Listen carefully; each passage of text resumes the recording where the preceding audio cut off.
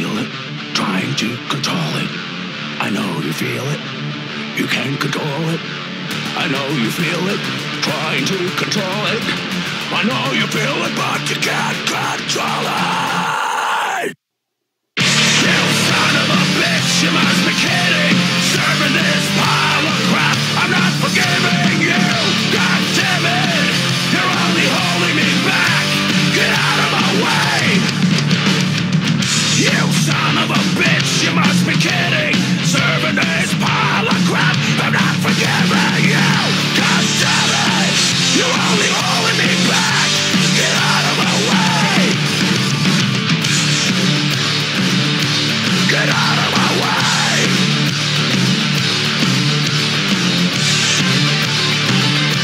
Get out of my way.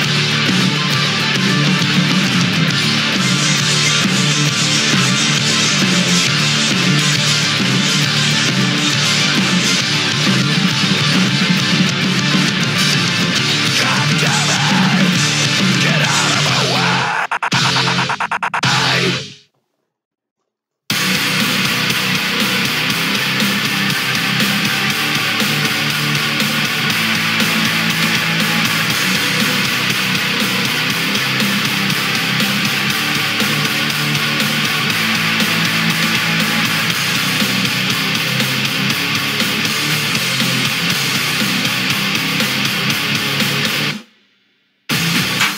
You set my world on fire.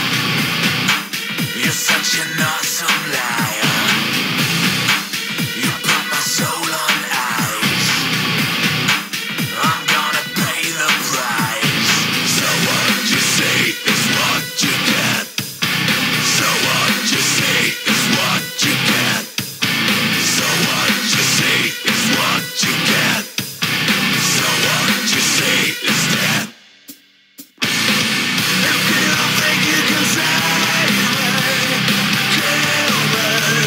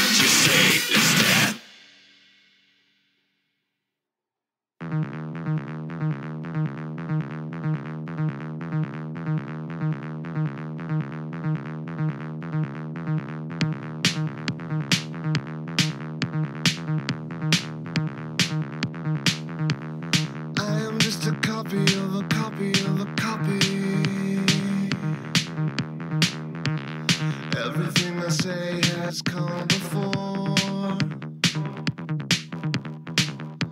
assembled into something, into something, into something. I don't know for certain anymore.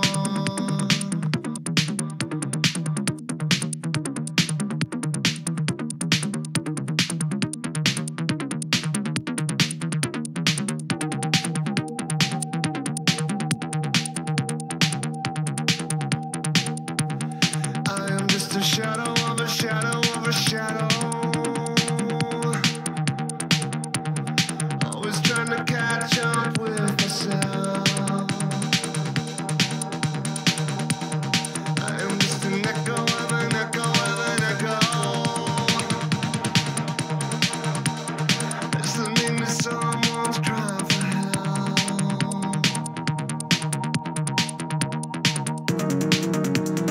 Look what you had to start. Why all the change of heart? You need to pay your part. A copy of a copy of a.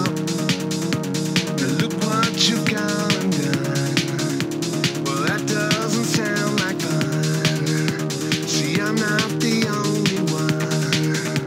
A copy of a copy of a.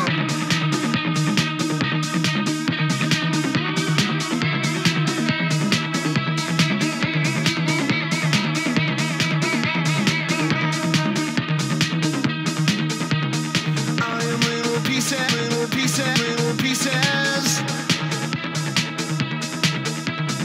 Pieces that were picked up on the way, imprinted with a purpose, with a purpose, with a purpose.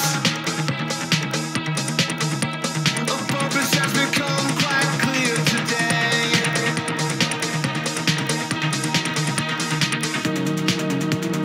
Look what you had to start.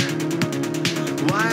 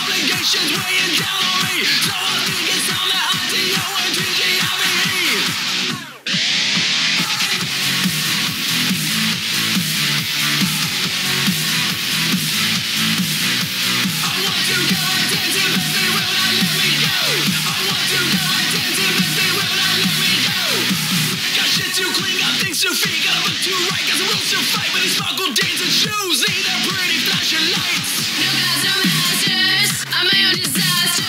Need a phone, no laughter. Just climbing Jacob's ladder.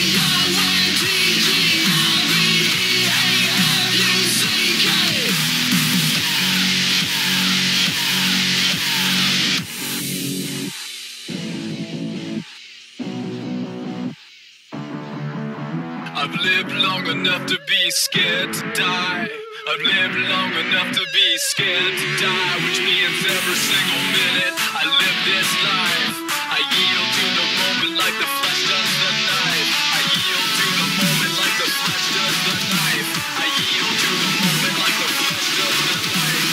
I want to go out dancing, but they will not let me go. I want to go out dancing, but they will not let me go.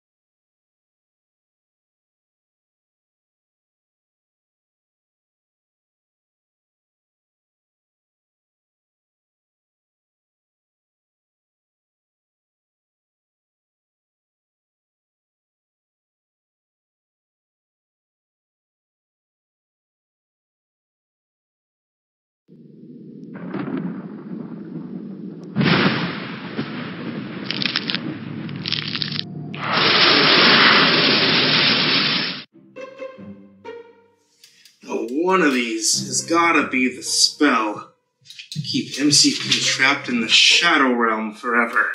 Just gotta find it.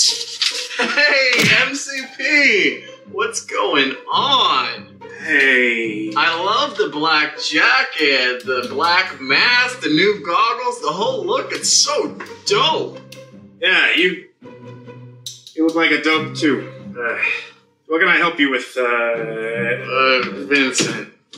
Happy Cat Halloween, by the way. With cancer. I last left this place.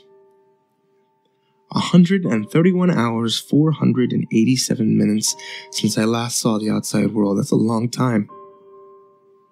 A long time to think, a long time to wonder, a long time for the human brain to create and invent scenarios. As flat as my sanctuary, and my prison, my curse, and my gift.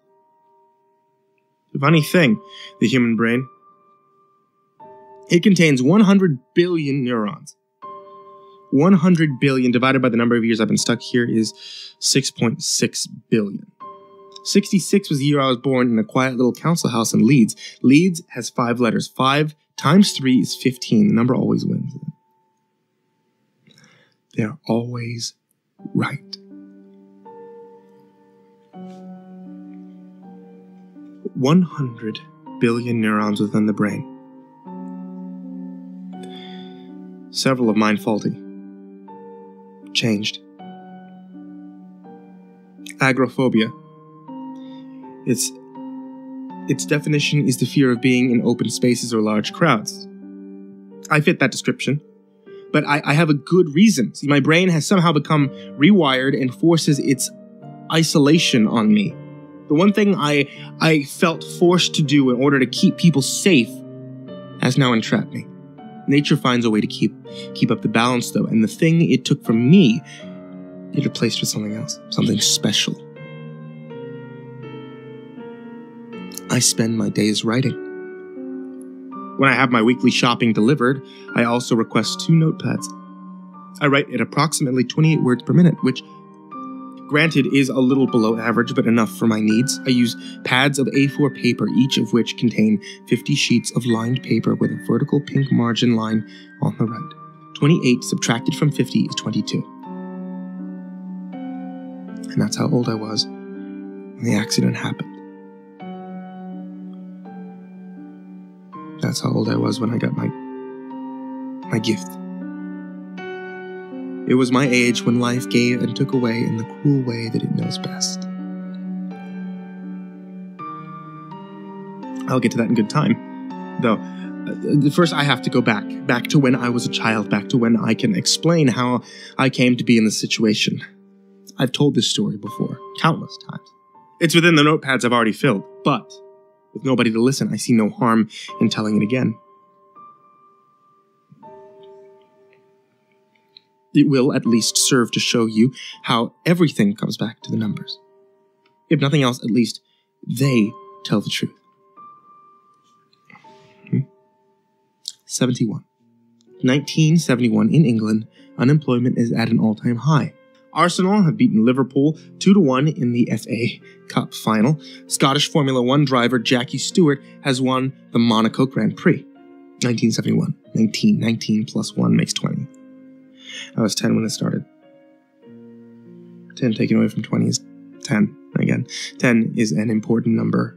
71 minus the number of years since I left this place comes to 56. 56 is how old my father was when he first raped my sister. She was 7. For 3 years it went on. 7 plus 3 is 10, my age when it all started. 10 is an important number. 13 is said to be an unlucky number. For my father, it was exactly that. 13 was the number of times I stabbed him with the knife as he mounted my beloved sister one too many times. 7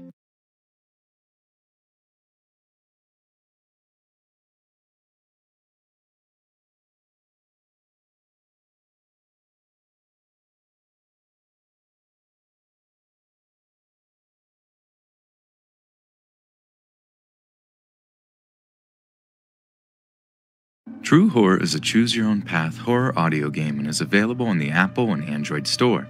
By purchasing the app, you get the full exclusive game with 10 choose-your-own-path horror audio stories.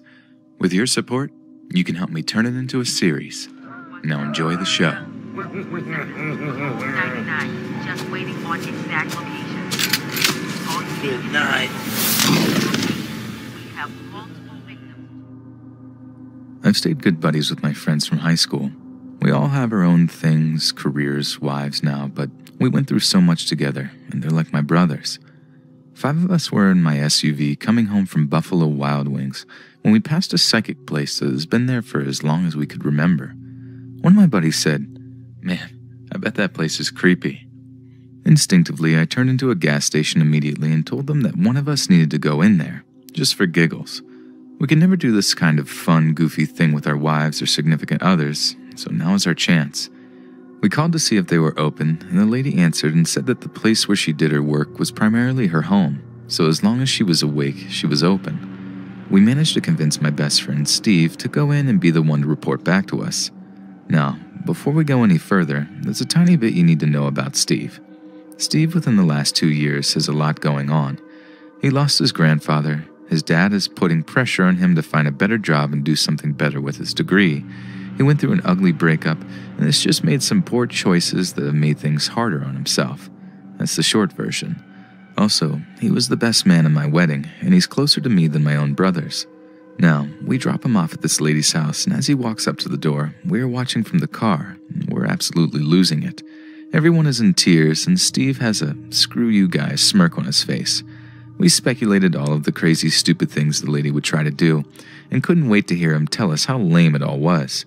The anticipation was high, and the mood was light. 15 minutes later, Steve walked out of the front door, and his countenance had fallen to an odd low. It was so odd just seeing him walk down the front steps of the home, because you could tell something was off. He got in the truck quietly, and as we're pulling out, we began trying to pull the story of what happened out of him, but he refused and said he didn't want to talk about it. Steve is not a good actor, nor is he one to be able to keep a straight face, so we knew he was serious and that something was off. He refused to tell us and sat in the back corner of the back seat on his phone for the whole way home. After dropping everyone else off and it was just me and him, he broke down and told me what had happened, and I'll try to tell it just like he told it. I went in there, and her husband was in their living room watching TV. When he saw me come in, he got up and went into their bedrooms so that he wouldn't disrupt. He was obviously used to his wife having these guests. She told me to sit down, and she asked me my name, nothing else. Within 10 seconds of me sitting down, she tells me, "Steve, Grandfather would be very proud of you. You must not let go of trying to carry other people's expectations of you.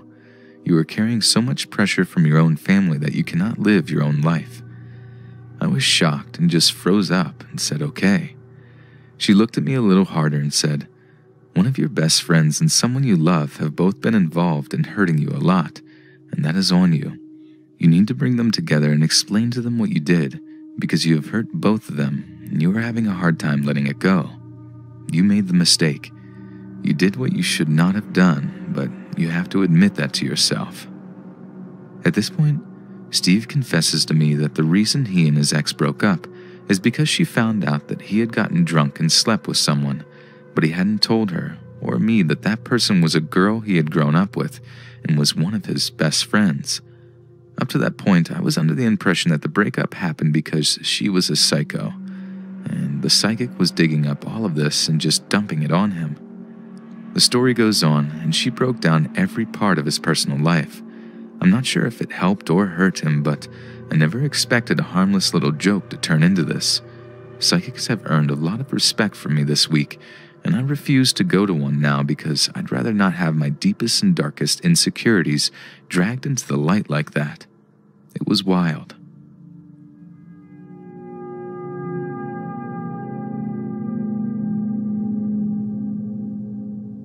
The first recorded Mothman sighting occurred on the cool evening of November 12, 1966. 5 men were preparing a grave outside of Clendenin, West Virginia, when a winged humanoid figure descended from a nearby tree and flew down between the group of men before quickly ascending above the tree line and flying away. 3 days later, the most well-known encounter occurred in Point Pleasant, West Virginia. two young married couples were on a night drive near the West Virginian Ordnance Works, an area known by the locals as the TNT area. There they passed the old power plant when they saw two glowing red eyes in the distance. The car slowed to a stop as they tried to figure out what it was they were looking at. The creature in the distance appeared to be 7 to 10 feet tall, with a human-like body and wings. The creature stood there staring at them before taking off. The group panicked and sped away, but the creature pursued them. They drove over 100 miles per hour trying to escape from whatever was following them, but the creature continued to follow them until they made it into town. After taking time to compose themselves, the two couples decided to go back and investigate the TNT area. They reached the armory that was next to the old power plant, and the creature reappeared. It let itself be known by letting out a loud shriek and began trying to attack their car. They tried to drive away, but the creature landed in front of the car, blocking their escape. When the headlights of the car shined upon the creature, it appeared to be frightened by the light, and it took off and disappeared into the night. The couples made it safely into town a second time and went right to the police to report the mysterious creature they encountered. Deputy Halstead followed them back to where the first encounter occurred, but there was no sign of the creature. When the deputy went to radio and updated the situation, a loud shrieking noise came over the radio. It was the same noise the two couples heard the creature make earlier in the night. The deputy quickly shut off the radio and left the scene to file his report. The sheriff called a press conference the next day and told the press of what happened the previous night. The press dubbed the creature the Mothman, after a villain from the Batman television show.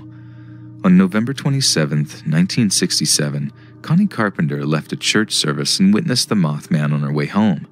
She was so traumatized by the incident that she could not stop speaking of the creature's devilish red eyes. Soon after, she became the first of many Mothman witnesses to be harassed by strange olive-skinned men dressed in black suits.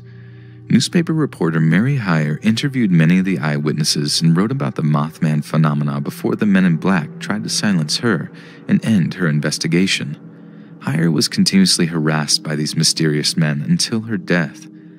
On December 15, 1967, the Silver Bridge that connected Point Pleasant, West Virginia, and Gallipolis, Ohio, collapsed during rush hour traffic. This resulted in the deaths of 46 people. Official reports say the tragedy was the result of a combination of the bridge's age, poor maintenance, and the increased traffic load. However, many reported seeing Mothman before and during the collapse. After the Silver Bridge collapsed, sightings of the Mothman came to an end. John Keel was a journalist who went to Point Pleasant to chronicle the Mothman phenomena. He researched Mothman encounters and he published his findings in the book The Mothman Prophecies, which was later adapted into the movie of the same name, starring Richard Gere. Along with many locals, Keel hypothesized that Mothman was a precognitive being that was sent to warn people of impending tragedy. His book and movie were responsible for bringing the Mothman phenomena into international spotlight. Others believe that Mothman and the unfortunate events that occurred in the Point Pleasant area are the result of a curse placed on the land by Shawnee Chief Cornstalk. After the Battle of Point Pleasant, the war chief made peace with the American settlers. However, the peace only lasted a year before a group of American soldiers assassinated him. Before his passing, Cornstalk cursed the surrounding area with his dying breath. Other theories include that Mothman may have been a mistaken crane or owl, or even a mutated crane caused by the chemicals left behind at the old chemical plant in the TNT area. Some people think that Mothman may have even been an alien because there were numerous UFO sightings reported during the 13-month-long Mothman phenomena. It is even said that it may have been an undiscovered animal or simply the result of mass hysteria that was fueled by the media reporting sensationalized eyewitness testimonies.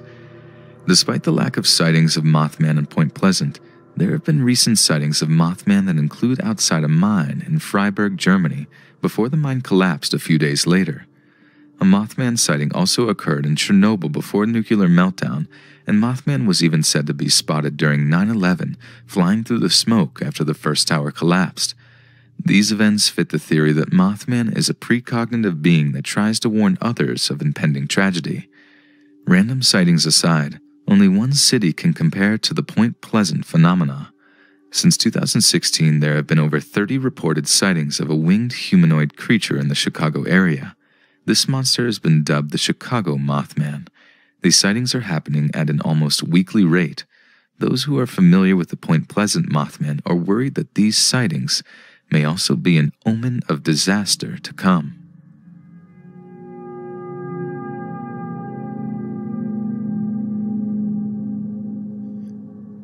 My mom had this friend growing up, Lacey.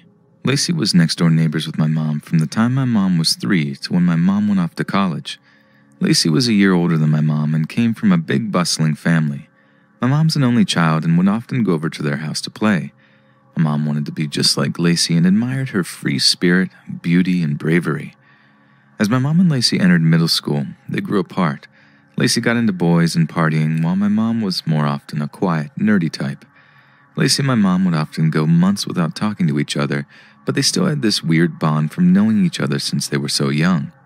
Into their teens, and as they entered adulthood, Lacey would sometimes call my mom asking for various favors even though they didn't talk that much. My mom would always do them because she loved her. When Lacey called, she'd always tell my mom about whatever her new job was, her new boyfriend, or her new place, and she'd say every time, that it's the best I've ever been. I know I said it before, but this time I really mean it. One night when my mom was around 35, Lacey called and said she had to tell her something. My mom, assuming Lacey was calling to ask for another favor, said, "I'm really sick of you only calling me when you need something." This was the first time my mom had ever said anything about this to her. Lacey responded, "I'm calling to tell you I have cancer." She assured my mom that it was no big deal and that everything was fine. They chatted for a little and agreed to do the breast cancer walk together in October. She didn't sound scared or worried, my mom said, and she passed shortly after. That was the last time they ever spoke. My mom was devastated.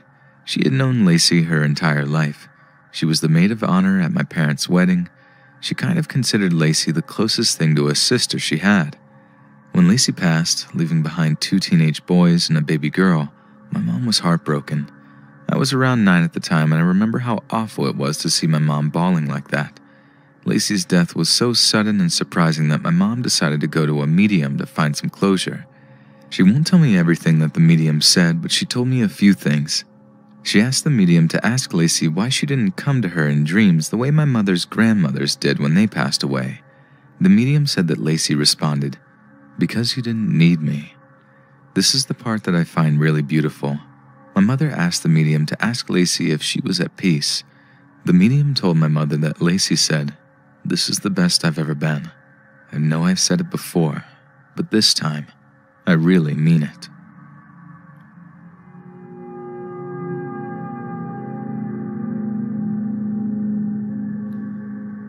I grew up in the Deep South, a region cloaked in mystique as much as it is tragedy. I was not raised religious. My family believed in God, but my parents had more faith in an education than a pulpit. I moved out when I was 20. This was the height of the recession. Jobs were crap and going to school was a must. I was working by day and doing a few classes by night. The first thing happened when I received a call from my landlord while I was at work. "Hi, are you home?" "No, I'm working." "Well, I drove up and noticed your door was open.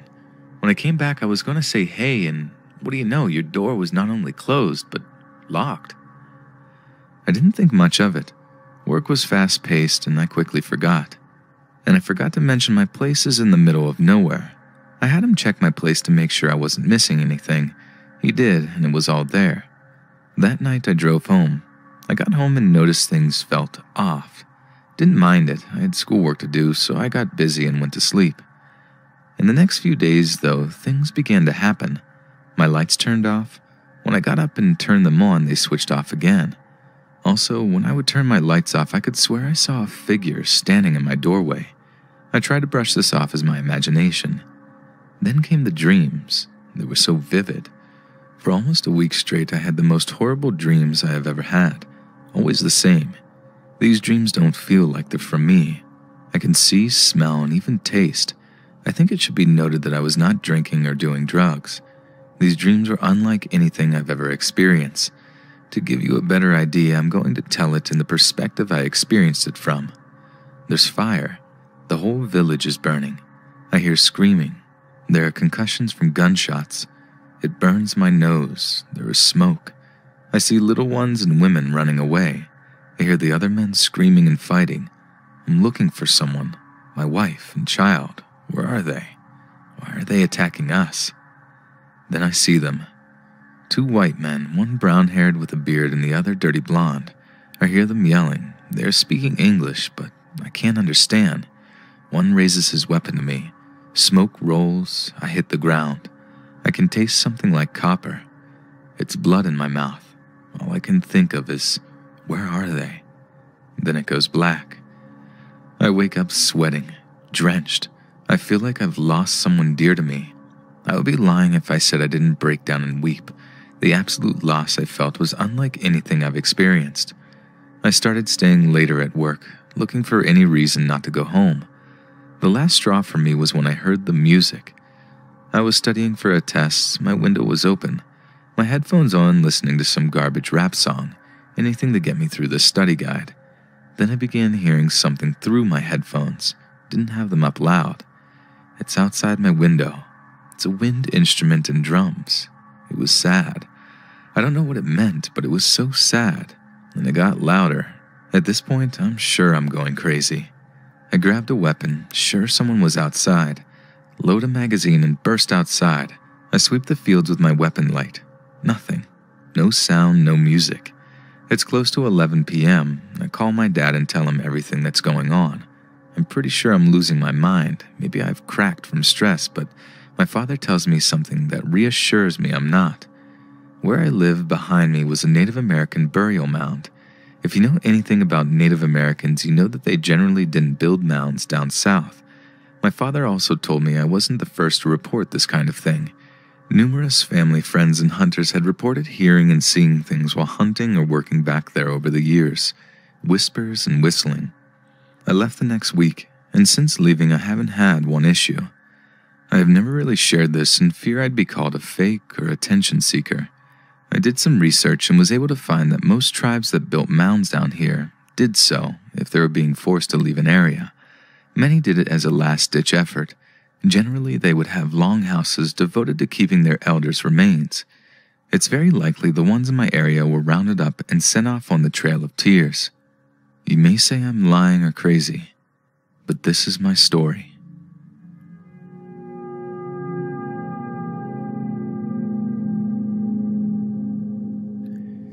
Back in my first year of university, something weird happened to me.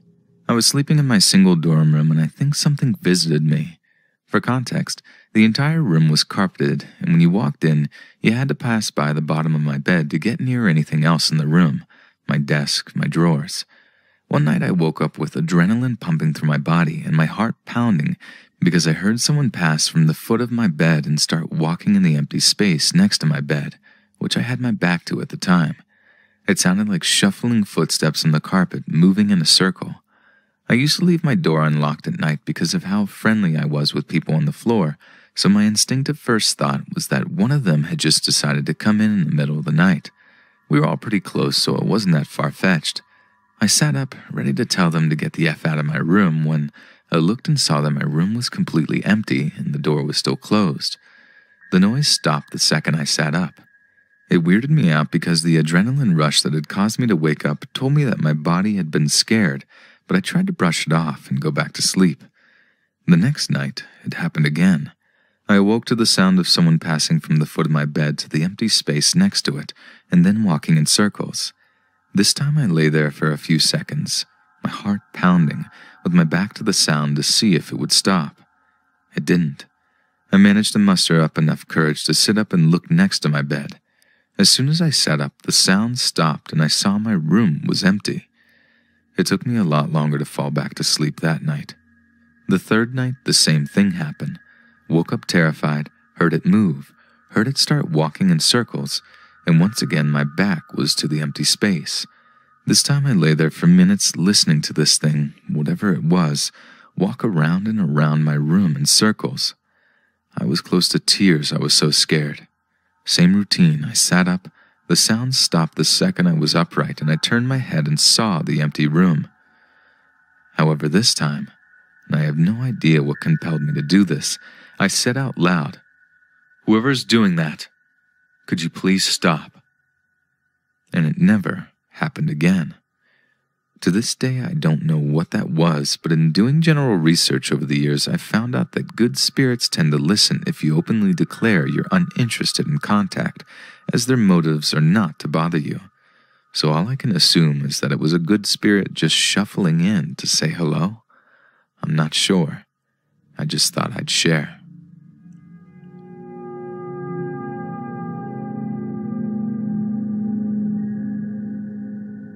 A few years ago, I lived with my aunt in her basement, and I've had dreams about this cloaked cow and horse skull creature coming down the stairs and peering around the corner at me.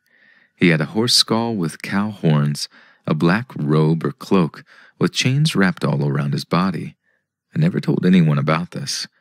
Last year, my sister was talking about when she lived with our aunt in the basement and started talking about this creature. She said she would picture it the same way, but without the chains. We never talked about it until years after it happened. Neither of us had had issues with it since we moved out. It's important to note that we didn't live in the basement at the same time. It was like years apart. Do you think this was a real creature? How is it possible we'd both imagine the same creature without having discussed it before?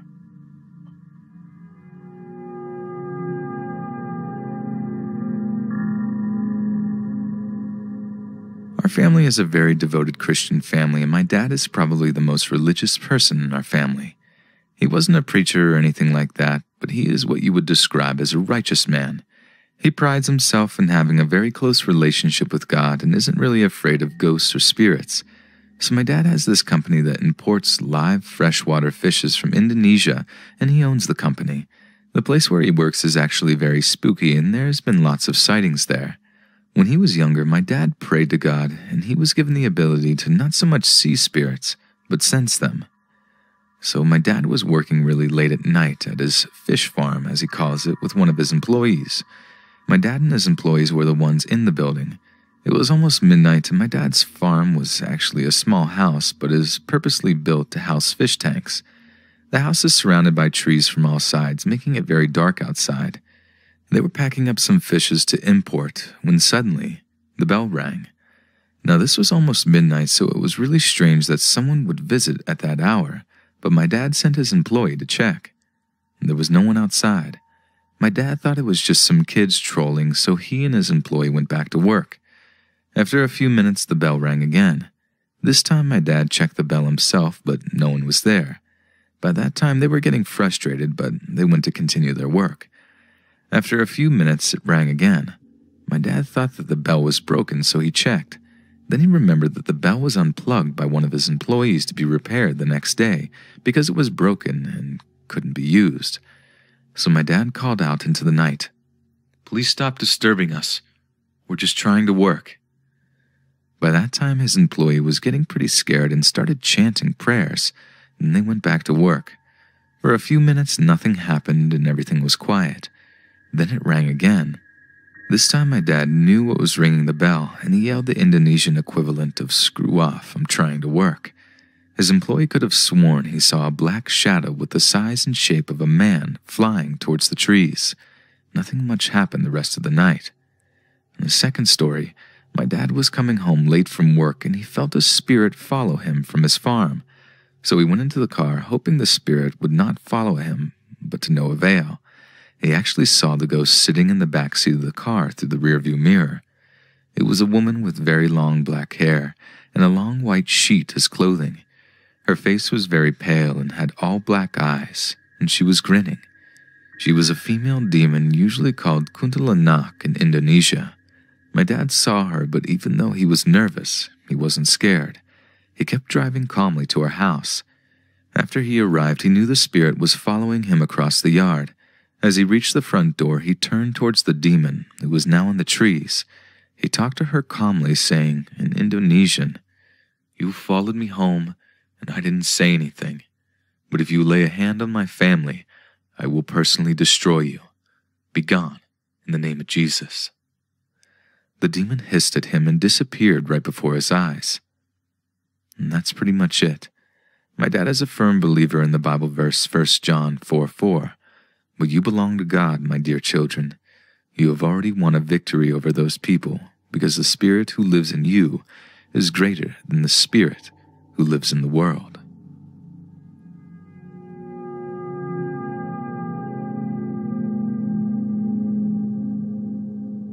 This event happened when I was around 16 years old. I'm 24 now, and it was on a night when nobody was home but me. My brother was in a military course at that time, and my parents were going away for vacation. I was still in school and never really got a chance to be up late at night playing video games, so I distinctly remember both the joy and terror of being completely alone. It was around 3 a.m. or so, and I was playing World of Warcraft with headphones on. At first, nothing really caught my attention, but then I heard a light tapping sound on my room's door. It was light, but loud enough for me to notice despite the sounds of the game and the music. It got to a point where I had to take off the headphones and begin to listen closely. The light in my room was off, same as all the lights in the house. My mom was very strict about using electricity and would scold me and my brother every time she sees us wasting energy, so I was 100% sure all the lights were off that night. When I directed my head towards the sound, I noticed something really off. The light outside my room was on. Not only that, but it seemed like somebody was standing in front of the door, because there were silhouettes of a pair of feet showing through the thin empty space under the door. I began to sweat and had a panic attack immediately because I knew there was no way it could have been a family member standing outside, and I'll tell you why.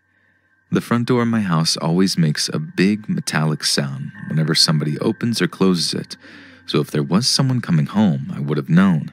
Not to mention, all the doors and windows were completely locked, so this pair of feet couldn't belong to any family members, and that filled me with terror. At first I tried to think logically and thought it might be a burglar that somehow sneaked in the house. Either way, it was still terrifying being in front of the door, not knowing who or what was on the other side. But it was time to confront whatever this was, and I reached for the doorknob. I had stood there for a long good minute or so.